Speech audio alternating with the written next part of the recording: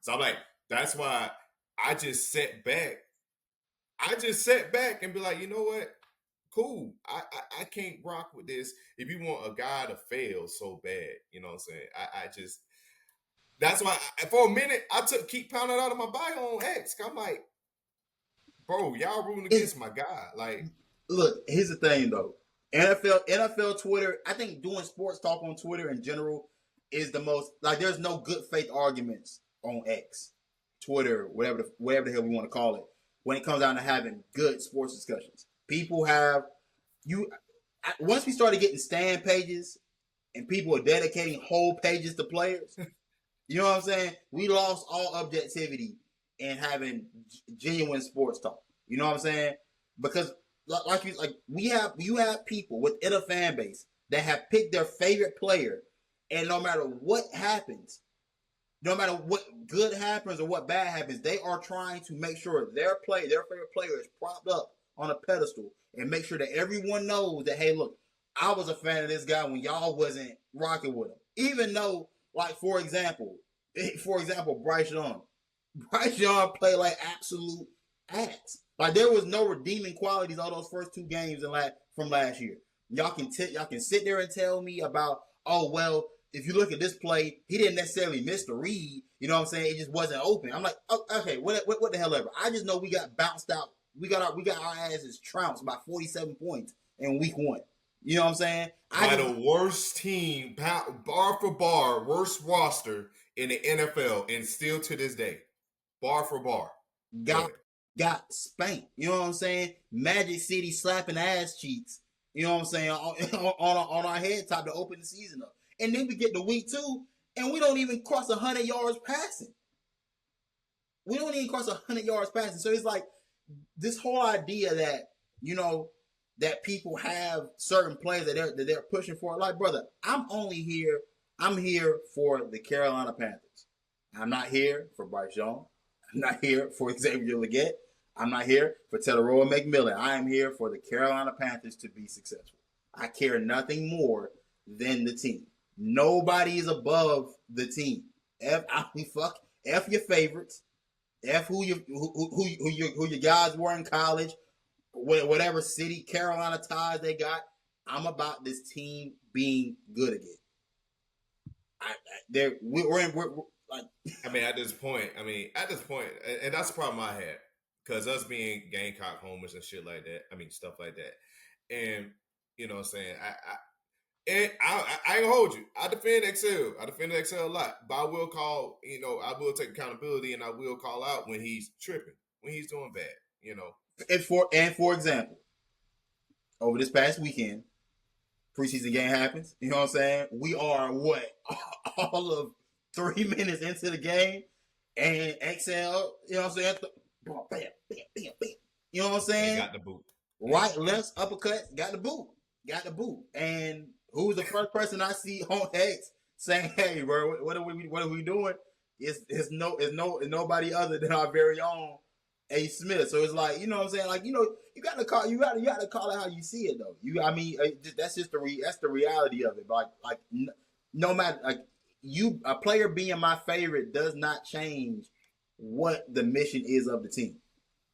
It follows the line of, I feel like this guy can play better than what other people in the fan base, a certain other side, opposite side of the border, thanks to this man.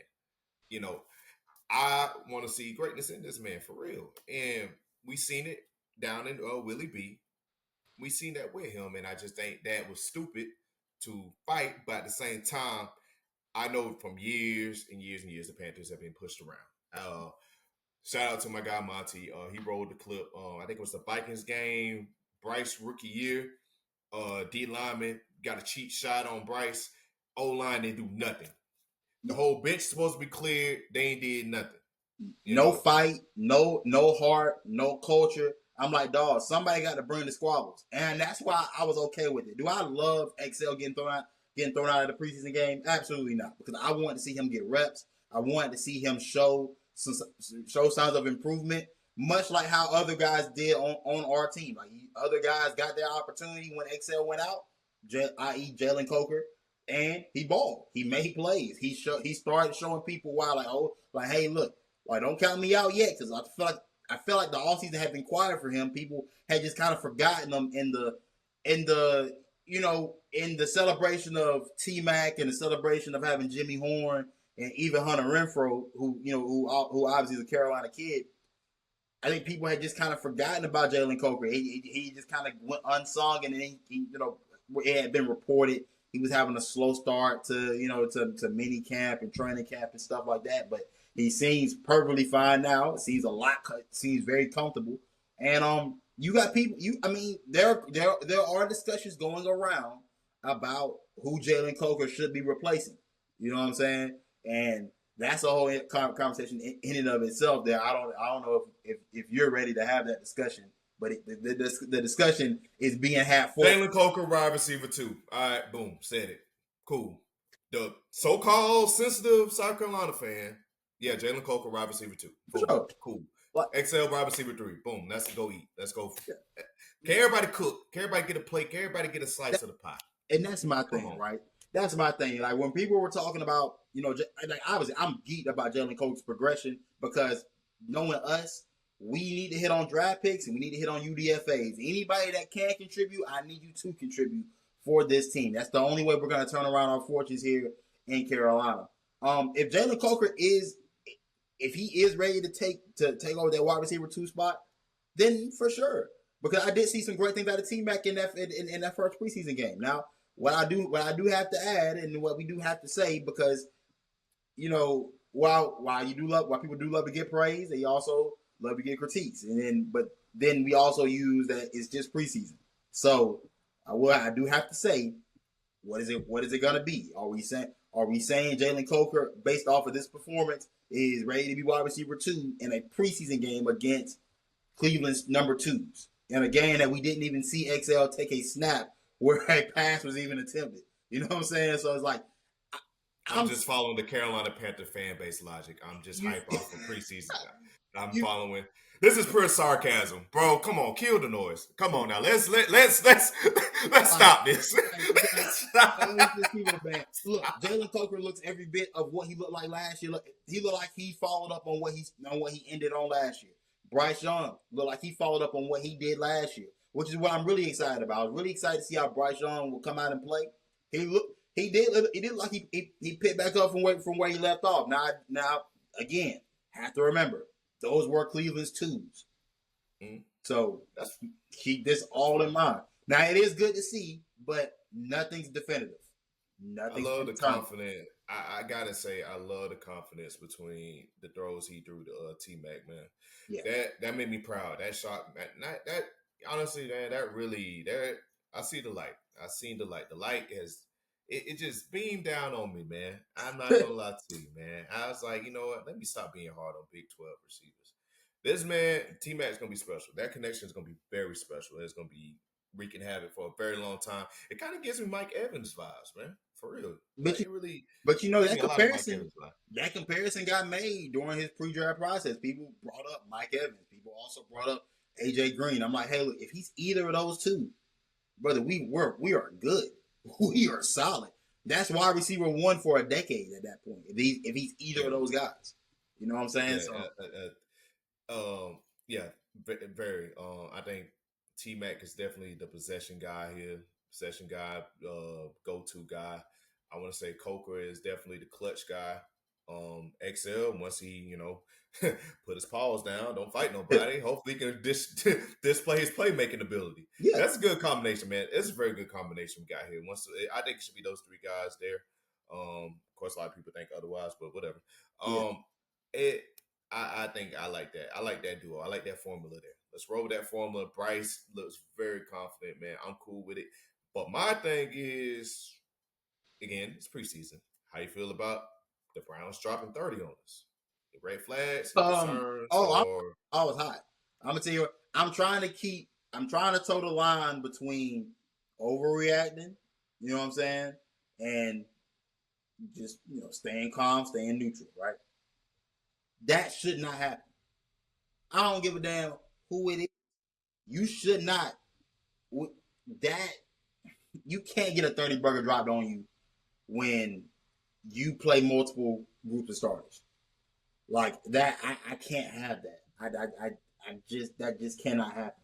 When you're playing guys that played a lot of snaps the year before, like that cannot happen. I'm looking at Avero, and the same questions we had about Avero going into the offseason, the same reasons why we didn't want him back. You know what I'm saying? Nothing got solved. Nothing's gonna get solved in preseason anyway.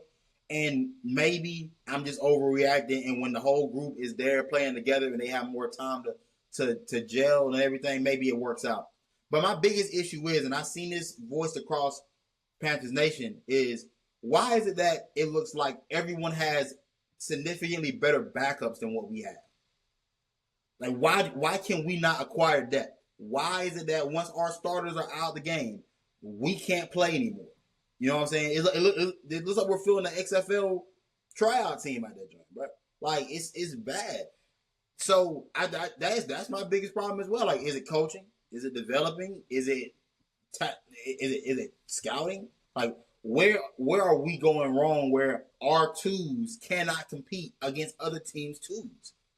When are we gonna start finding guys that if a starter goes down, they can come in and replace and thrive? You know what I'm saying? Like the great teams, the great teams, they can go too deep into their lineup. Maybe 3 on the off chance they did a great job of putting together a roster. But you should be able to go to your twos and expect high level play. It's ridiculous that right now, once our twos are in the game, we just go ahead and concede. Like once our number one offense was out the game, I was like, oh no, I'm done watching, because I knew I was going to see nothing noteworthy other than my rookies.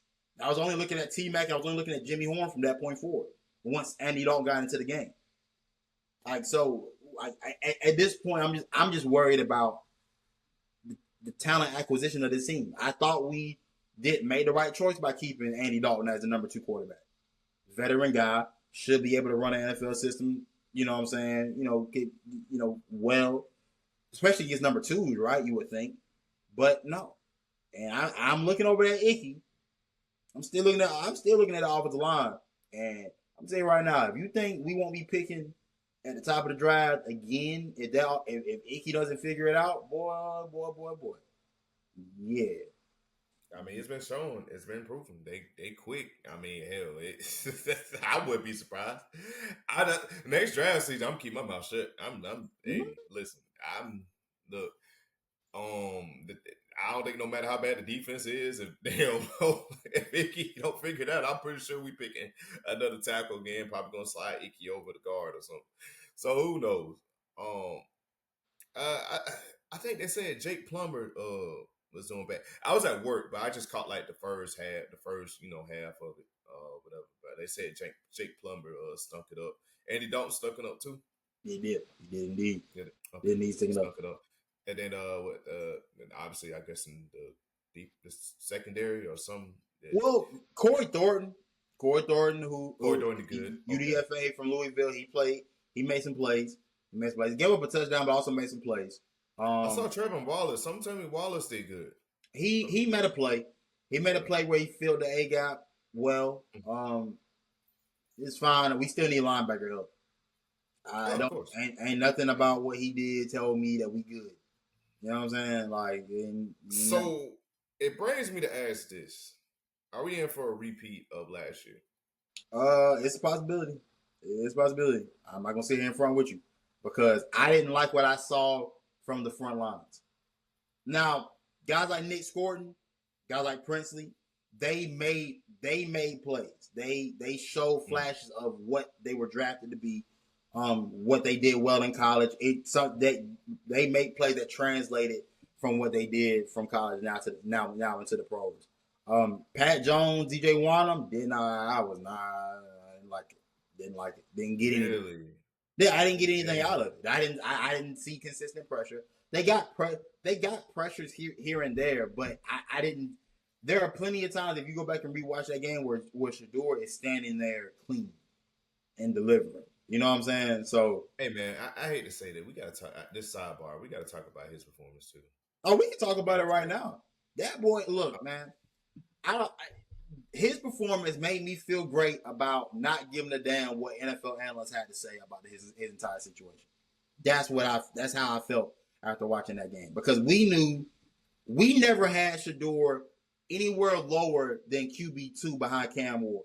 I never put Jackson Dart above Shedeur because, truth be told, I don't trust Ole Miss, not Ole Miss quarterbacks, Lane Kiffin coach quarterbacks. Kiffin quarterbacks. Yeah. Kiffin quarterbacks historically have not done anything noteworthy in the league.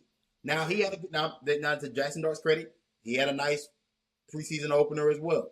So kudos to bro. But for Shedeur, yeah, when you tell me guys like Tyler Shuck is better than him, you tell me Will Howard is better than him. Absolutely not. You tell me Jalen Milroe is better than him, and you tell me Dylan Gabriel is better than him. I say I'm not rolling. Absolutely not. I said I'm majority not. of those was carried. I mean, majority of those guys was carried by great weapons, honestly. And Milroe has some talent, just running ability. Quarterback, I don't know how long he'll be a quarterback. Milroe, I was done with Milroe when I didn't see any progression from last year when they made the playoffs to this past year. Mm-hmm. So when he made no progression as far in terms of accuracy, I didn't see. I just don't see. There's obviously physical talent there, and that's what I think Seattle's banking on. Like, hey, we took him in the third round. He's got some physical upside. Mm-hmm. Let's see what we can do with this. And I think he's a good project to have. You know, I don't think he's a bad project. But also, I don't think he's any worse than what Anthony Richardson was coming out, and you know what I'm saying? Like, and I'm just seeing like where that situation is going. The Colts are smart. If the Colts smart, I'll holler at the Browns. While the stock is low now, for some reason. Some reason Shedeur's stock is low, and it's ridiculous, man. It's probably because what his father is. But we can bank on we can tell it all day. It was really dumb for Shedeur to drop that far in the draft. You know, no reason. Dude was a first round pick. Everybody knows he's a first round pick, first round talent, and he displayed that firsthand. What you saw. Now, granted, he diced up the Panthers defense. Now, this take what you want with that. Just me being a Panthers fan, our defense is not that spectacular. No. Outside of JC, Derek Brown, you know what I'm saying? Really don't got much after that. So, I mean, take what you want with that information. But other than that, Shedeur definitely proved his haters wrong. Slow start, but definitely, hey, he was out there cooking, man. Here's the thing, though. I mean, you saw every single bit of what he was at Colorado.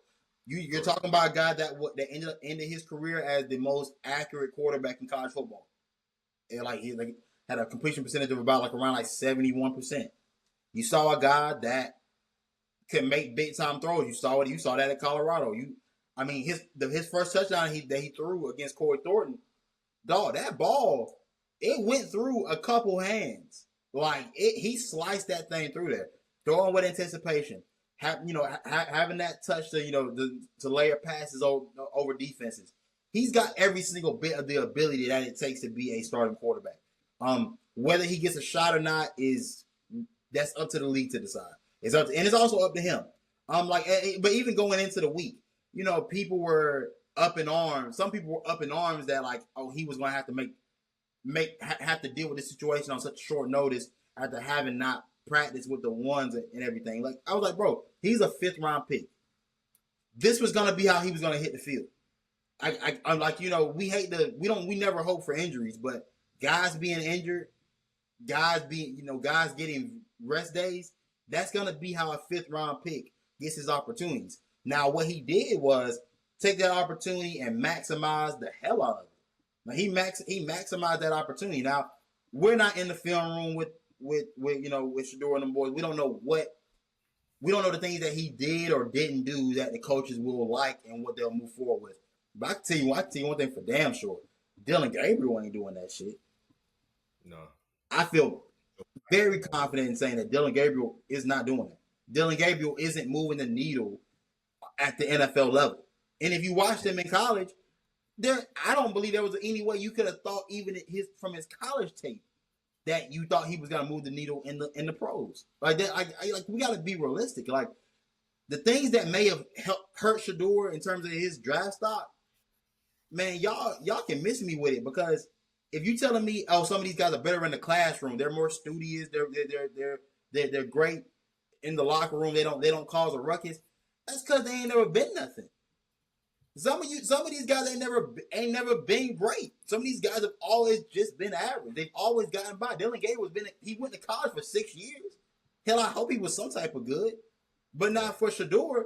I watched him at Jackson State as a true freshman ball. I watched him do that for 2 years at Jackson State. I then watched him go to Colorado and still ball. He still every time he elevated to a new level, the play elevated with it. So for me, I have no questions about Shedeur in terms of whether his play is going to elevate. If he gets the opportunity to, then I think he's going to thrive. I think for him, I don't think anything's wrong with him having to wait a little bit. I wish he was in a situation where he was waiting, but the opportunity was being laid out there for him to be the guy. And in Cleveland, we don't exactly know what he's waiting on, because I don't know whether they're waiting to try to go get Arch Manning next year, or they're actually putting forth a plan to put one of these young guys behind the helm and let those guys take over. But well, I will say about the Arch Manning. I heard, I was listening to a podcast or whatever. Shout out to Locked On Gamecocks or whatever. He was talking about how Lenoir's potential could be the number one pick because Arch Manning, I think grandfather or something. I don't know. They said potentially Arch Manning might come back next year. Go back next year to Texas. I can see it. So I mean, who knows? I think the Browns is in. If Shedeur is exactly what, and this is the crazy thing about the Browns, if Shedeur is definitely who he is, who we all think he is, Browns got leverage in the QB room. Think about it. They got Deshaun Watson still, depending on who knows what the verdict is on him right now in his career. Okay, he's in the crossroads of his career right now. Sad to say. Well, all right, but anyway. Yeah. DUI's in the crossroad. DUI's in the crossroad. Joe Flacco, outstanding. Well, outstanding. Done. Kenny Pickett, come on, boot him. Dylan Gabriel, I guess keep him for depth. QB3. I'm pretty sure, I'm confident in saying Shedeur has definitely jumped past Dylan Gabriel to be at least QB3 or QB2 because they got 4 quarterbacks right now. Like, if I had to guess, I got to assume Flacco is probably QB1. They're going to play, because of veteran seniority, lots of seniority, they're going to play Joe Flacco the first couple of weeks. And barring if he stinks it up or injury, then they're going to make that decision. Is it going to be Dylan Gabriel or is it going to be Shedeur? Hey, it shouldn't be hard here. You got to put in Shedeur. You just got to. I think if you actually want a chance to play winning football, you play Shedeur. I just think that it's really just that simple. If you play Dylan Gabriel, I mean, hey man, I guess y'all like pink slips. That's all I can assume. Like, you're getting fired. Like, everybody getting fired. Yeah, you're getting fired with Dylan Gabriel. You're getting fired with Deshaun Watson. I hate to say it, Deshaun Watson can't win football games no more. He can't win football games no more, man. Look, like I think Nick Wright brought this up as well. He brought up the idea of the Los Angeles Rams trading for Shedeur. Matt Stafford dealing with a back injury. Also, Matt Stafford is on the back nine. He's getting close to outstanding timing. You know what I'm saying? This would at least help you transition away from Matt Stafford and into that next phase of whoever you want to go get. System and McVay's system. Man, letting Sean McVay get his hands on Shedeur Sanders, dog. I mean, look. So the idea was, and this is from Nick Wright. You drafted Shedeur with a 5th round pick.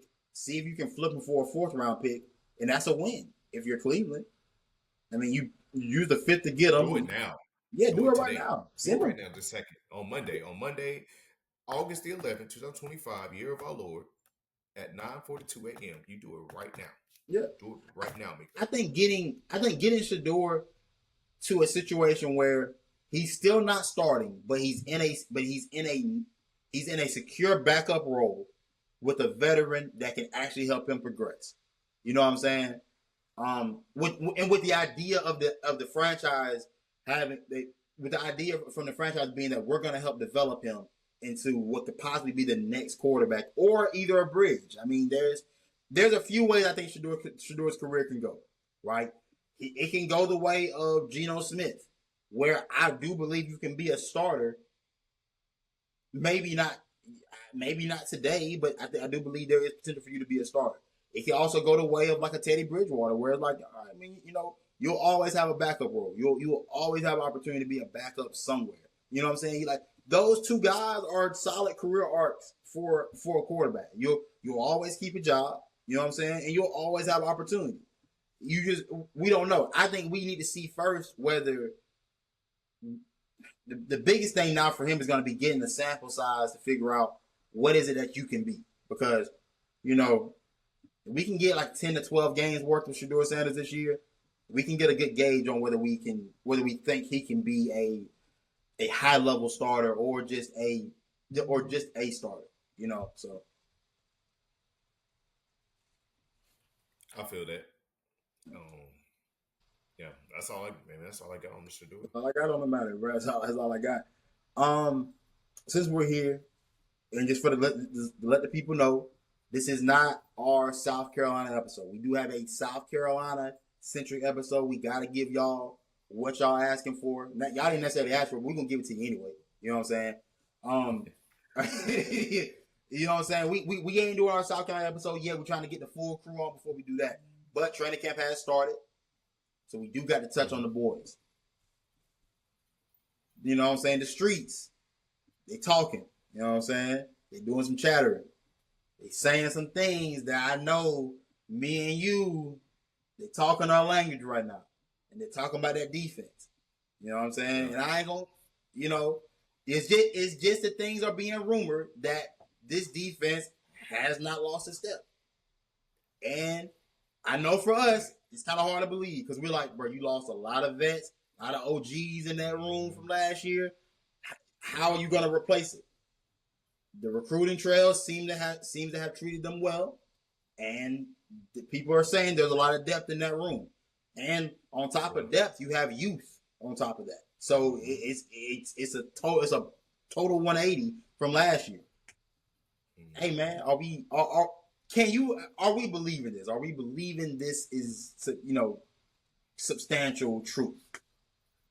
Last time I believed heavy was in a bar fight with Old Dominion week 1. But I was nervous as hell after that game. Oh man. All right. So it's like this here, man. I'm hearing the trenches is looking great. I'm hearing the one Dylan Stewart looks stronger, look faster, meaner. No surprises there. No surprises. Brian Thomas holding it down. You know what I'm saying? I think the D tackle, anybody can get it. There's a whole rotation of D tackle. Yeah. Sean Murphy. If you saw my boy, he looked like he been eating the weights, eating the creatine, eating the protein powder. That boy looks something serious, boy. Listen. Oh man. Look, you got David Boosie and Brucey. What's B is Bucey. I apologize. I heard him play. I think it's him and Peyton Willis or something like that. Peyton Williams or something like that. They in battle for the safety position. DQ Smith as well. And then let's DBs. That's the most confident on.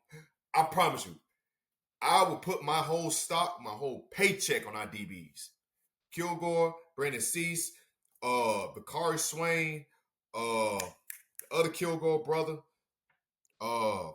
Judge Collier. Yeah. I'm putting my whole stock on our DBs. That group now, and we've said this over the past few years, and that group has continuously been the strongest group of the defense. Mm-hmm. This can be a top 10 position group in the Mm-hmm. in the country, not at the conference. Not the conference, after conference. Talking about in the country. It should Mm-hmm. theoretically be with the amount of experience, the amount of talent that's in that room. Yeah, Mm-hmm. I'm hoping guys are battling. I'm hoping guys are pushing each other. We have depth, and that's the one thing about this room. There's depth there. Peyton Williams, Yeah. He's played. He's had to play even in his younger days. He's had to get playing time. And I'm like, if he's going neck and neck for, you know what I'm saying, for a starting position, I'm all for it. I've seen him play. I've seen his growth. And again, I trust Torrey and Gray back there coaching our DBs. This is hands down the best developer of talent in the country when it comes down to defensive backs. Mm-hmm. Hands down. You know what I'm saying? So I'm geeked up about it, and I'm excited for Sterling Lucas. Seeing what he's done with the defensive line. You know what I'm saying? First of all, being able to get a recruit like Dylan Stewart to buy into your program and feel as if, all right, this is good enough for me to come here and this is good enough for me to stay. Because, hell, these days, getting the recruits is only half the battle. Can you keep the guys there? So when you're able to keep a guy like that, knowing what the type of money he was getting offered, you know what I'm saying, after the first game after last year, knowing the type of money he was getting offered. It was disrespectful to us because they were talking about after the Old Dominion. Hey, Dylan, that's one positive. Oh, Dylan showed out against Old Dominion. He looked every single bit of the number one recruit that he should have been named. You know what I'm saying? But you know how that goes. From day one. We know how that goes. Once you go to the Grace, yeah. You feel me? Once you go to South Carolina, it drops. Yeah, number one, you about to be 13. Soon as the recruiting sites get word you're going to South Carolina, bet. All right, we'll drop you down to 15 or 13. Yeah, exactly. Whatever. But, it's just, that was just a hilarious story there. But, I mean, bro, this defense, that's the question mark for me, man. Because you know what this offense is, and we're going to touch on that in a second. Mm-hmm. But what I expect with the Virginia Tech game, which we're going to be at, Virginia Tech they're going to try us. They're going to try us. I already know they're going to try to run the ball because it's going to be a physical game. Their uncle at quarterback, Drones, he likes to run the ball as well. Get after it. So that's a test. Yes, we have to get after that. We got, go down to Atlanta, show Virginia Tech what's up. That's all I'm asking. That's all I'm asking, bro. Because they fans talking ish. The fans talking ish already. They think that, you know what I'm saying, they going to knock down because they always play a team that got a lot of hype going in. And granted, every time we get a lot of hype, they always be that letdown. Every season over. For sure. Remember the North Carolina game 2 years back?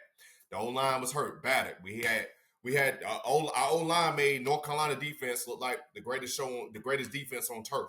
Yeah, you feel me? Far from 85 Bears type beat, 2013 Seattle Seahawks type beat. You know what I'm saying? Like, yeah, we had we you know what I'm saying, that look, only positive, except Xavier Legette coming out party. That's the only positive we can say on that. The whole world knew what Xavier Legette was that game. You had him.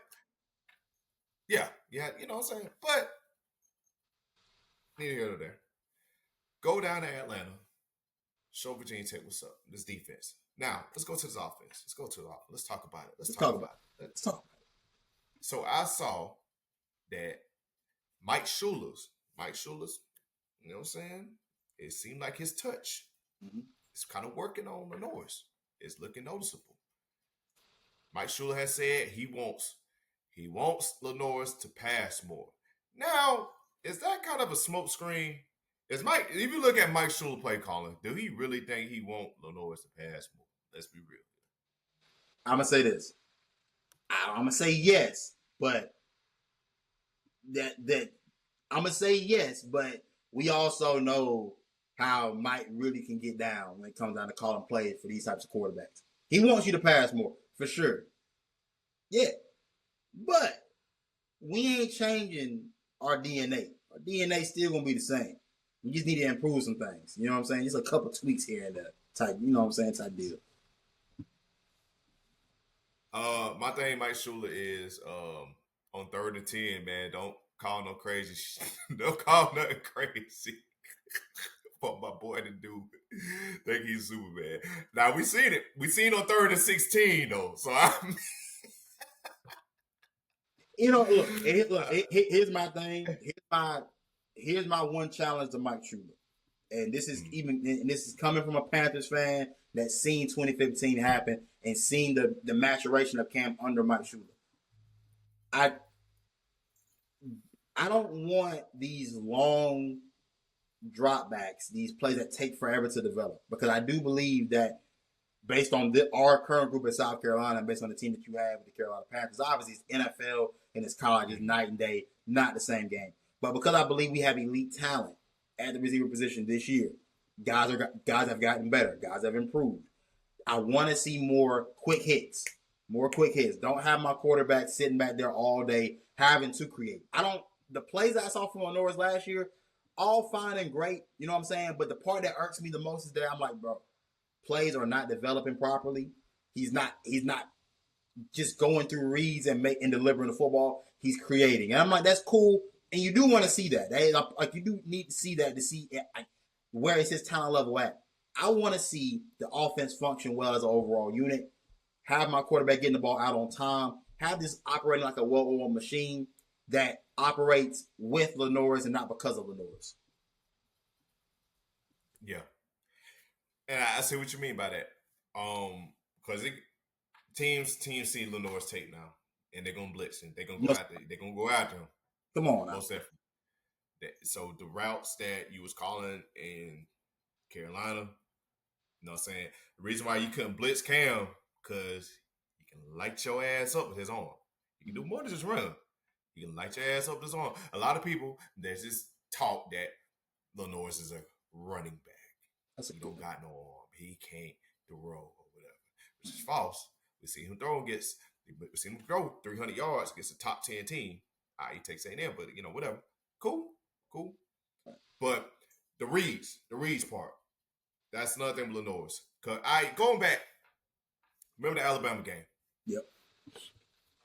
When he tried to throw to Nick, he had the check down. I'm talking about, I think it was Mazio, somebody. It was Mazio get somebody that would have got some yards, that would have got out of bounds, maybe a touchdown, who knows, or would have got out of bounds in time, but it made a very respectable field goal. Noah's got to see that. He got to look underneath instead of just, getting greedy there. Now, it could be, again, like I said, it could be Shane Beamer saying, hey, we need to go for the touchdown here. I really don't trust our kicker because our kicking situation was horrible. Yes. Another thing we need to improve on. You're supposed to be a special teams specialist. You're supposed to be a special teams guru. We don't got no damn kicker. I do need to hear something about the kicking game before we get ASAP. Yeah, about that. All right. Let me know something. Yeah. I witnessed kicking efforts twice in person. The LSU game, me and you both went to, and the Alabama game. Hear her make one of them kicks. It was a different story here. Truth be told, it's honestly a surprise that we didn't have more games ruined by the kicking situation. Like the fact there were only the two. Now those two hurt. Those two took us out the playoffs. So I ain't excusing them or making light of them. But the fact there was only those two games, Mind you, if you're just competent, we 11-1. I mean, the only ass whooping is Ole Miss. That's the only ass whooping. Ole Miss, the only one that gave us real work. Like, real work. They showed up to play. We didn't show up that game. We didn't wake up that day. But need help there. Let's backtrack. Let's go back in the intel. I'm sorry. Let's go back in the intel. So, but Tease, I'm also hearing that our freshman wide receivers are some demons. Like they are ready. Like all of them. And that's smart the way we did what we did because all of them is trying to start. All of them wants to see that field. But I'm going to say it, and I say it here again. I'm going to say it right now. Donovan Murph is that guy. Murph is going to take somebody chain. Don't know who, but that chain, somebody chain is going to get snatched by Donovan Murph. I'm here to say it. And look, and here's the thing. Of that receiver class that we just brought in, somebody does need to step up and stand out. Take some chains. Yeah. Take them chains, damn it. I think it'd be great for us to know that, hey, look, we not only grab some good recruits, but somebody's gonna step up and be a star today. You know what I'm saying? Not tomorrow, but like no, we're gonna you're gonna get it popping today. I'm worried about who I think it'll be because look, don't get me. I like the guys that we brought back. So you know me, I've told you I'm Our big whole on chain Jared might Brown. get snatched. Our But whole chain might get snatched, man. it's somebody's gonna get took. But you know me, I said I'm big on Jared Brown because I thought Jared Brown just need having that first year in the SEC. All right, cool. I feel like I feel like he's probably more accustomed now. The transition will be easier this year. You'll start to see more of that veteran wide receiver that we were hoping to get last year.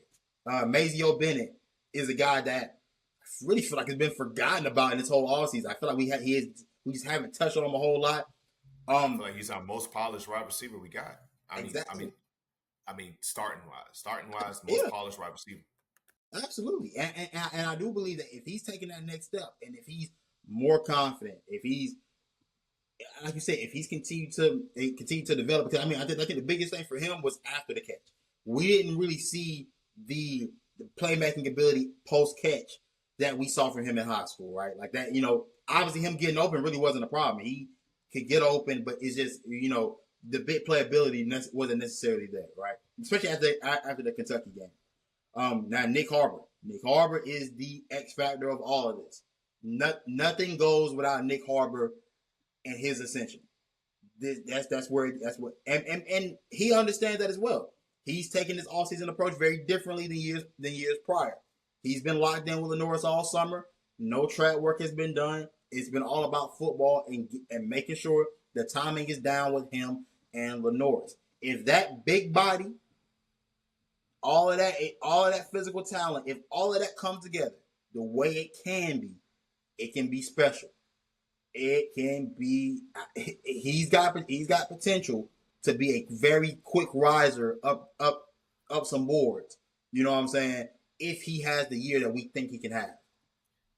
And with Shula, and again going back to with Shula being OC and going back to the 2015 year, what Shula did for Ted Ginn Jr. to cook up routes to make Ted Ginn get that open to be a freaking deep threat that he was. I, man, listen. It gives me goosebumps to think what he can do with Nick Harbor. If Nick Harbor has locked in to that wide receiver role that we all pray and hope that he did, it's gonna be special, real special, like you said. Yeah, absolutely, absolutely. And I keep, like I said, we always forget about this guy, right? We genuinely forget about this guy. But Van,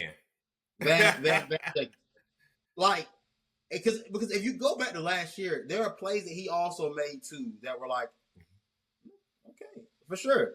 I would love to see him because he was young. I mean, he was a redshirt freshman last year, so he's still very much young, like a lot of other guys. I want to see him.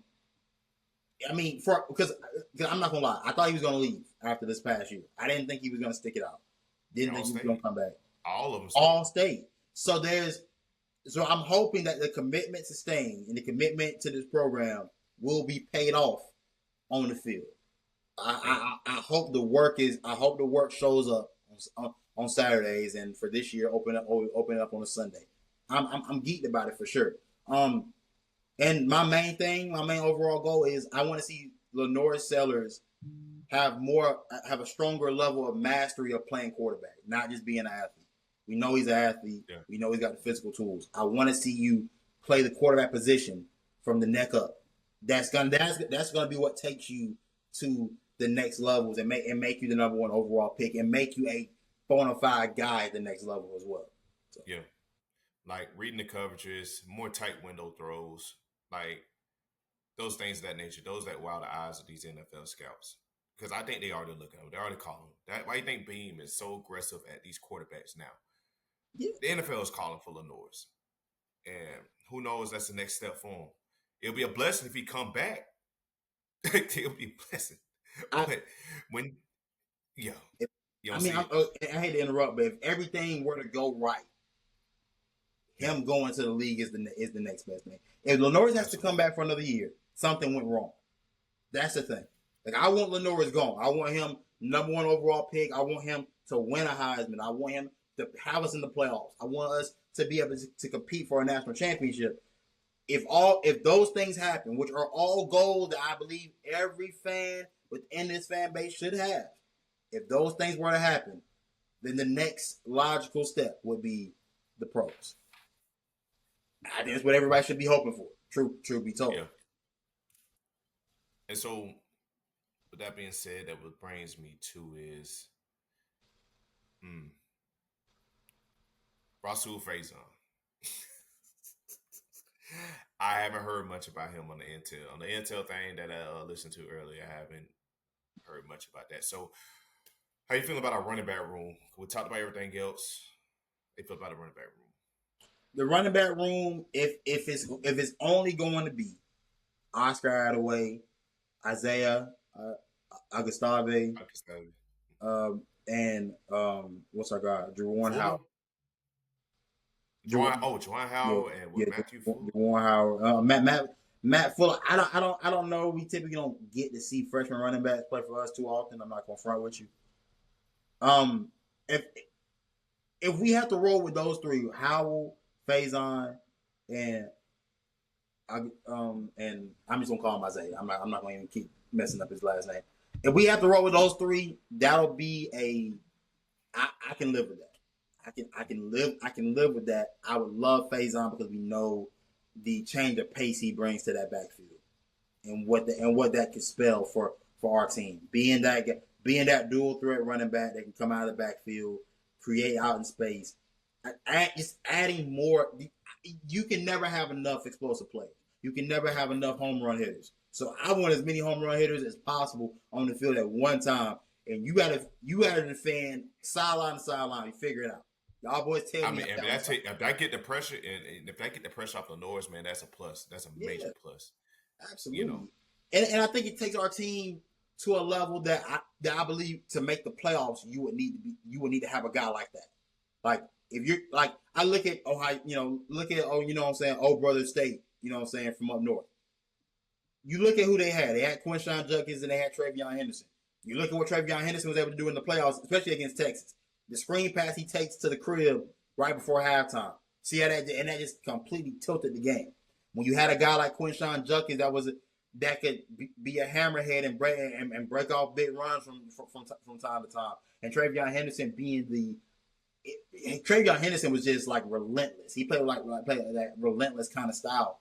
And I think that if you have Rasul Faison in the backfield, and it's Rasul, Adaway, Andrew Warren Howell, I believe you have every factor. I feel like you have the earth, wind, and fire of the running back room that I believe you truthfully need to be able to compete at the highest levels. You need to be able to have depth. You need to be able to lean on defenses. You need to be able to beat them into submission.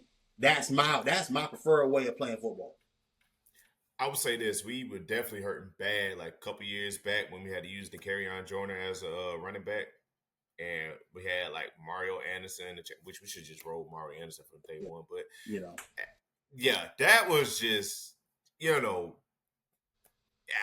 I'm glad. I'm blessed. I'm just glad we got depth at the running back position, just in case somebody go down or it's just not cutting it and we need to make a change or whatever. So it's like we got depth all the way, and that's the key word. We really got depth all the way around offense and defense. So I mean, the playoff talk is definitely on my mind bad, bro. It's on my mind bad. But let's work. Go ahead. We ain't gonna get them boys too. We ain't gonna get them boys too much just yet. You know what I'm saying? Oh yeah, let me stop. Yeah, I was about to go. we still, y'all boys still got to hold out for that. You know what I'm saying? Be sure to tune in soon. Can't tell you when. Get D back. We gotta get D back here. Gotta get the squad back together so we can really talk about it. So we can really have this discussion the way we need to have it. But as of right now, I can say I like what I'm hearing, and that's all I can truly say. I like what I'm hearing. I feel good about where we're at. Virginia Tech's a huge game, man. That game is very pivotal because tell you this right now, we win that. Yeah, we won the Beamer Bowl. I mean, we won the Beamer Bowl or whatever. That's what they call it, the Beamer Bowl. Shout out Frank Beamer. But it's definitely good. It's a good wake up call, man. Yeah, no, absolutely. And here's the thing. I believe Beam. This is what I'll say about Beam, and then we can leave off of it. We hit whatever we got left next. I believe Beam has seen enough. I think Beam has went through the disappointment. I think Beam has went through the worst case scenarios of what can happen to start your season off. I believe he understands where this team is at and where the potential truly lies. I believe the guys in the locker room as well. They understand what's at stake here. I truthfully feel like this team has a great head on the shoulders. I think the leadership is great, and I believe everybody is making sure that they want to get to that next stage. And so, I don't believe we have to worry too much about this group of guys. I think this. I feel very confident about this group, and this is the most confident I felt in a long time. And I feel like the proof is right. That's all I can say. This year 5 with Beamer, right? Yes, it's year 5. 5.5. Mm-hmm. So I remember we got Spurrier in 2005, and then 2010. That was the year we knocked down Alabama, and we went to SEC championship that year. We blew the doors off the East, man. We stepped right through that joint. Yeah. I mean, we got blown down there in the SEC championship, but I mean. The whole world knew who we were after that. I mean, 2011, we bounced back. One thing. This is a random thought, man. I thought to myself, from 2011 to 2013, man, if they had the playoffs then, we would have been in there 3 years. Oh, easily. We would have been an at-large bid every year. Yeah, home game and all. Home games. Yeah, people had to come see us. Oh, y'all boys so lucky. Y'all got to duck us. Y'all, oh my god. Oh. I was glad man. I heyday. Feared no one. During that time frame, I feared not a soul football team. Now, would Bama still want to put the work on us? Who knows? Yeah, LSU too. LSU. I wasn't even scared of LSU. I just thought they scheduled us shit. They just gave us they kind of go. It killed us. Was it 2012? What killed us? We went to LSU, and then we had to go to the swamp right after that. Dog.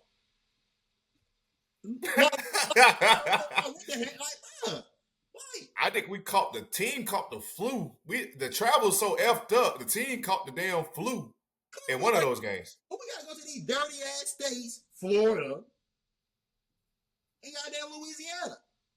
Got my team traveling in these unkempt conditions. It's ridiculous. So I like, man. I thought last year was disrespectful when we played in Alabama and then go to Norman the next week. I know that was disrespectful. It was. It could have been. It could have been. It could have been. And I shout out to us. And again, look, this schedule is still tough. I ain't sitting there saying we gonna walk the dog with nobody, but I got faith. And the boys in Norman, they got to come holler at us in the bed. You know what I'm saying? And Willie B this year. Y'all gonna get the rip. Like Jackson Arnold thought he got an introduction to the SEC with South Carolina last year. And I know he had Auburn now. I'm gonna give y'all a real introduction to the SEC. That was the preview. You feel me? Yeah. You get the full show this time. Is there any games that got you nervous this year? Let me look real quick. Because it definitely is some. Okay. So the first one that pops up in my mind as like truth be told, LSU. LSU got me nervous. On the road. Likely gonna be a night game. Possible to win there now. They have talent. They've loaded up. We will be tested. We're gonna really see how good we've actually done in recruiting.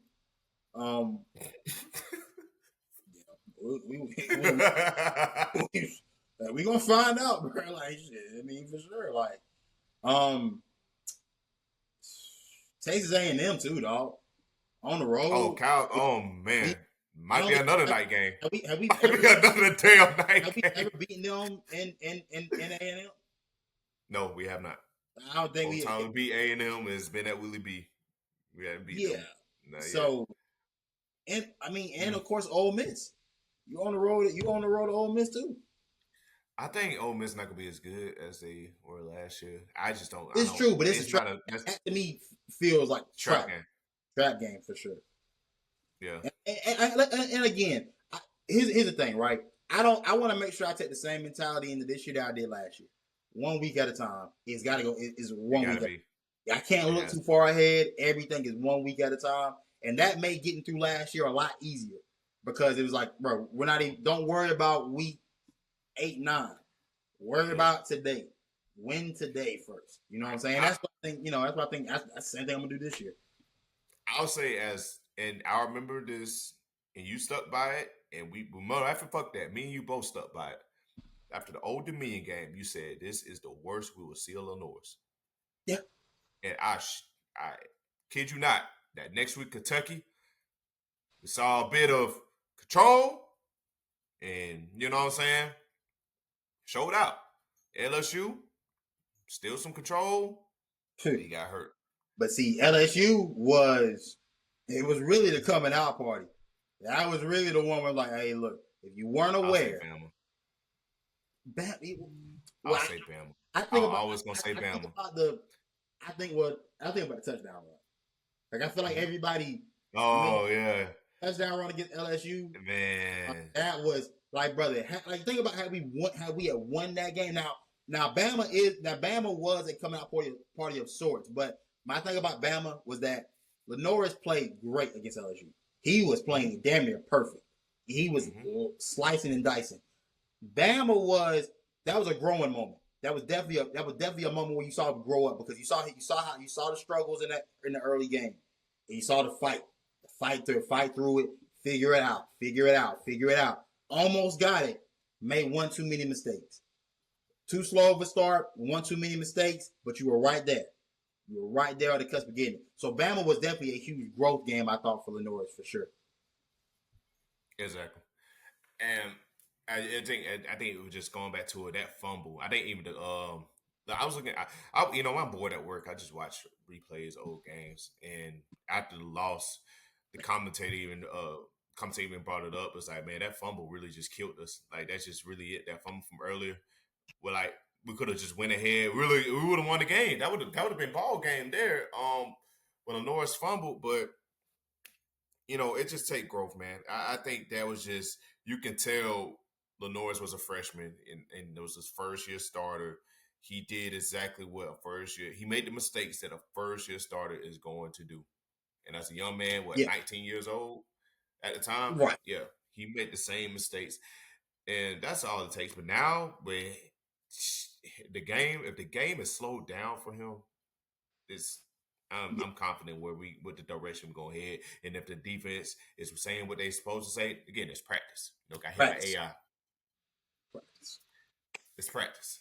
You know So that's all it is, man. That's all I got, brother. That's all I got, man. Man, look, shoot, dog. Okay, so really quick, I just want to say something. You know what I'm saying before we get up out of here. Totally unrelated to everything we've talked about thus far. Luka Legend. Hey, boy, I ain't forgot. I thought I forgot. I ain't going. I ain't going nowhere. Yeah, yeah, brother. 3 years, 165 M. You know what I'm saying? A very cheap deal, very team friendly deal. You know what I'm saying? Now it does have. It does have a player option in 2028, 29. So Luka can re up and get the money he owed that Dallas tried to snake him out of. You know what I'm saying? He gonna re up and get them funds. You feel me? But I want y'all boys to know something right now. New ownership in LA. You know what I'm saying? Luka Legend locked in. He want to be a Laker. You feel me? You know what I'm saying? Money getting freed up soon. You feel me? Somebody on the way. You know what I'm saying? I just want y'all boys to understand something right here, man. We back. It's up. Y'all thought y'all got rid of us. Y'all thought it was over with, man. I'll say this. I'll say this here. I think the next step is getting y'all king out the door. I'm gonna say this. I'm gonna stick by it. I'm gonna stick it. And obviously it's time to build. Obviously with the team friendly deal, is obviously y'all looking to build around Luka going forward. That's just the passing of the torch. It's the passing of what we're seeing is the passing of the torch. Not just I wouldn't say necessarily GOAT wise or best player in NBA wise going forward. I ain't gonna say But GOAT. just within this I'm gonna franchise, tell you, like they yeah, they know who the priority is now within the room. Like Luke is the correct. priority, and that's the guy we're gonna be looking to build with moving forward. So that torch has definitely been passed, whether them boys won it or not. And I mean, in truth be told, LeBron had been trying to pass that torch for a while. AD, and I love AD, but AD never quite took the torch from LeBron as being the best player on the team on a consistent basis. I You don't know know, what I'm saying? y'all. I mean, my man dropped about 40 damn points, and y'all traded him the next day against the Hornets. But Hey, crazy enough, I was in the building for his for final game, his final game, it. Mind you, my first time ever getting to see LeBron or AD play in person. quite crazy, ain't it? It is kind of crazy. It is kind of crazy. You know what I'm saying? But you know, like I said, it is what it is. I mean, people will understand why someone would feel that AD never quite took the mantle from LeBron because it still felt like LeBron still needed to be every single bit of what he had been for 20 years for us to be good. And if that's the case, then nobody's moved him out of the way, and that was a problem for me. Like I said, I love AD, love what he contributed. And honest to God, if we had AD this past offseason, if we had AD like this past playoff, we could have made a deeper run. But long term, obviously getting Luka was better is better for the long term and what we could possibly do. All I'm saying is Nikola Jokic, if you ever want to learn purple and gold. You know what? And just for that, just because you said that out of pocket stuff, I'm gonna get you some more homework to do. Also, De'Aaron Fox got paid too. Go ahead and add that to the damn thumbnail. Man, I care about Now the hair. listen. Hey, listen. If you think the West is just gonna strictly run through LA again, you're sadly mistaken. You got to go to Area 51, which is in San Antonio, Texas. Also, get ready to learn the Alamo. You feel me? So we got my boy Stephon Castle running. No, actually, no, not point. He gonna be shooting guard. We got De'Aaron Fox running the point. Stephen Castle running the point, running the shooting guard. Y'all don't even know what lineups y'all about to roll with, man. Man, listen, it don't matter. It doesn't matter. It doesn't matter. We whooping ass. We whooping ass. Y'all have 10 guards and one big. But who the fuck would be forward? Who be our shooting forward? Was it Harrison Barnes or something? Yeah, Harrison Barnes on the roster. Again, y'all got to figure out y'all lineups. They're Vassal or something. I think it's Vassal. We don't. Because real question: does Stephon Castle come off the bench, or does he start? He start. He's starting. He's a starter now. All right, who goes to the bench? Harper. Harper's coming off the bench. Sure. Harper's coming off the bench. Sohan's coming off the bench. Keldon Johnson coming off the bench. I mean, Keldon Johnson don't do much for me. But though, like De'Aaron Fox is the point. So Castle. Yeah, Castle be. So I saw Castle be running shooting guard or whatever. Castle got to be on the floor. He got to be on the floor regardless, no matter what. Harper is our Manu Ginobili. When we had Manu, even though everybody know Manu Ginobili was good to start, we had him coming off the bench because we just needed our bench. Our bench helped wins us games. We had one of the best benches in the NBA for years, and that's the recipe. That's the Spurs way. One could say that Castle will be more useful off the bench than as a starter. Your bench would be stronger if Castle was coming off the bench. He's the better player between Dylan Harper. It's like Castle's the better player between him and Harper right now. Correct. Wouldn't one think that Castle off the bench will be? First of all, it would be his unit, much like Manu. You will have a guy that's in his second year as a player, so obviously a bit more experience. Will play with a lot more responsibility to end the year last year. I'm saying put shooting guard instead Devin Vassell as shooting guard, where Stephon Castle is supposed to be, and have Dylan Harper and Stephon Castle off the bench. Okay, I think that could also. I believe it. I mean, either way you're gonna get either way. I don't think Vassell starting over Castle. I just couldn't see that. Well, we paid Vassell. I mean, we paid Vassell too a couple years back. People forget that. Good money too. Wealthy money. 120 mil. It's up there. We can need Vassell to do something. Yeah. He ain't showed me much last year. I don't know. About to cut You're the probably race right, right though. here. It's probably going to be Stephon Castle at the 2. Mhm. It's probably going to be Stephon Castle at the 2. Like I said, y'all got potential. That team is young and aspiring and has potential. Where do I think y'all can land? Realistically, I'll say this. I think you'll be in the play-in. I But say defense. that's not to Defense worries say. me. So what? Defense worries me. But we got my man Bryant though to help with that. Yeah. I forgot about him. Carter Bryant, yeah. Carter Bryant. So but here's the thing though. Realistically, the more I thought about it, do I have y'all being in the playoff picture for sure? Do I have y'all? I think I got y'all making the play in. I think I probably got y'all at around like the AC. That's a step. I mean, that's a step for us because we ain't seen. Yeah, the eight like AC means you would play the 7 seed in a play-in game to get in. It's improvement. So I mean, again, it's an improvement. It gets you in there. And the West is still the West though, so we know how the West goes. It's gonna be about 10 teams. Yeah, like, now this were the East. Yeah, if y'all were in the East, y'all be a down 3 seed. You know. Yeah, the East is gonna be so easy next year. It's wide open. I think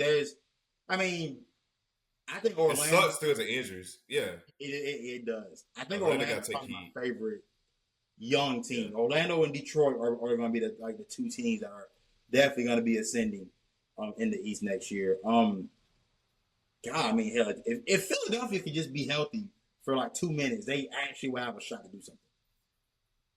Outstanding Paul George, Joel Embiid. I think his knee is almost out of it. Yeah, I mean I think Embiid is likely done within the next 2 years.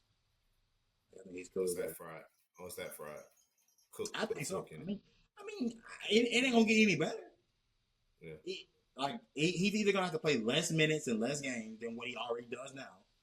Like, what good is he gonna be? He wouldn't even be a good backup because he's not available. Never. So it kind of is what it is. Good for boards. I mean, good. Get your boards. I mean, that's about it. Yeah, man. But I think that's about all I got, man. I think if all hearts and minds are clear, you know what I'm saying? Yeah, it is.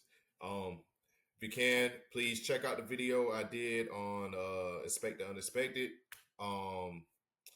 Did a good 30-minute show. Shout out to her. Represented the South Carolina Gamecocks well. You know, feel me? Talked about why I became a fan, what I'm looking for this season. Great praise to Shane Beamer. So Shane Beamer, don't make me look stupid out there. Don't look stupid. All right, so yeah, man, that's all I got. Check it out. Let us know, and welcome to Gym Dropper Sports, y'all. Yes, sir, man. Shout out to our Gym Dropper alum. You know what I'm saying, holding it down for us.